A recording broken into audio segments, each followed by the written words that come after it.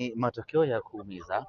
eh, Matokeo kwanza hatukuyatarajia, lakini ungeweza kuyategemea kutokana na aina ya mpinzani ambaye tunakutana naye, kwa maana ya Mtibwa Sugar. Unaweza ukaidharau Mtibwa Sugar, lakini haiondoi ukweli ya kwamba ni timu nzuri, ina vijana wengi wadogo ambao wana uwezo wa kufanya chochote. Kijana akiwa mdogo hana pressure kubwa, haofii kukosea, haofii kuharibu, na ana uwezo wa kucheza kwa muda mrefu kwa ajili ya kutafuta kitu, na ndicho ambacho kimetokea hii leo.